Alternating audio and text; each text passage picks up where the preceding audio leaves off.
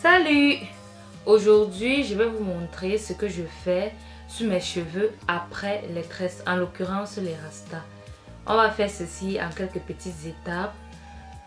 Il est préférable pour moi, afin d'éviter la casse, de défaire mes tresses devant une série, un film, à tête reposée, au calme, afin d'éviter la casse, comme j'ai dit préalablement, et d'éviter d'arracher ses cheveux, parce que quand on est pressé, on est pressé, on veut faire ça à la hâte, à la va-vite, c'est comme ça qu'on s'arrache beaucoup de cheveux. Donc vraiment, pour éviter tout ça, il faut défaire ses tresses au calme, doucement et bien. Ensuite, je vous conseille de mettre vos cheveux en section et de couper vos pointes.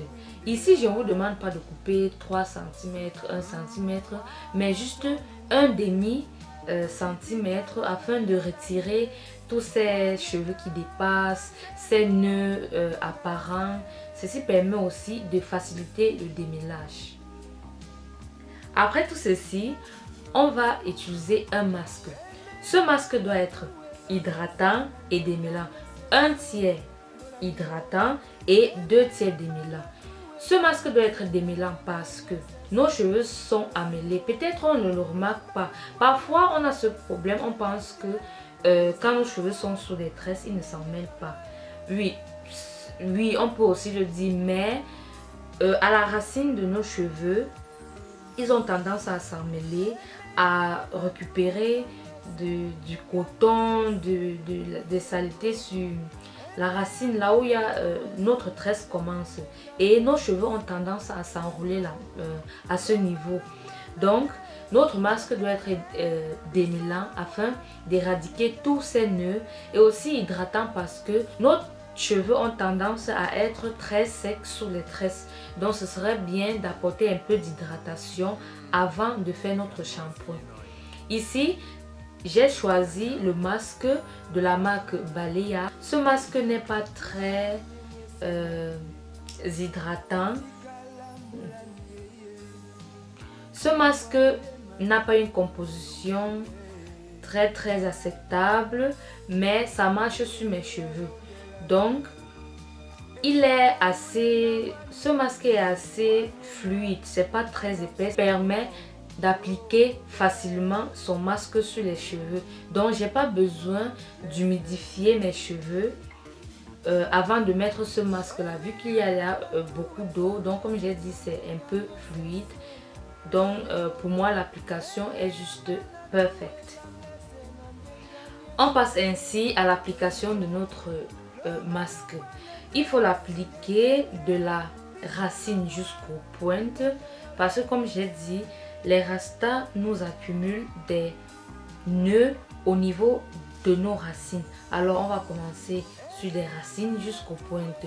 On va masser le produit. Sur nos cheveux délicatement, avec beaucoup de douceur, etc. Et ici on peut déjà remarquer à quel point ce masque défait mes nœuds. Vous allez voir, à la racine, j'ai plus de nœuds. Ça défait mes nœuds. Pas tous mes nœuds, bien sûr, mais avec le massage que je fais, je retire quelques petits nœuds qui sont sur mes cheveux, ainsi de suite. Donc, on fait sur chaque portion qu'on a fait, on applique son produit, on masse et ensuite, on va faire une vanille pour pouvoir sécuriser la partie qu'on a déjà traitée. Ainsi de suite. On recommence le même processus. On applique notre produit de la racine jusqu'aux pointes. On masse légèrement. On masse aussi nos longueurs.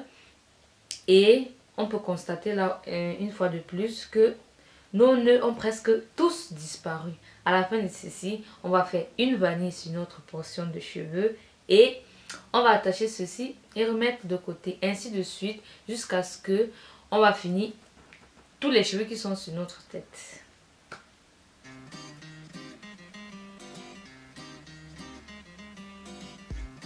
Après la pose de notre masque, sur toute notre chevelure, on va tout simplement utiliser un masque chauffant. Quant à moi, j'utilise la fameuse astuce du film alimentaire.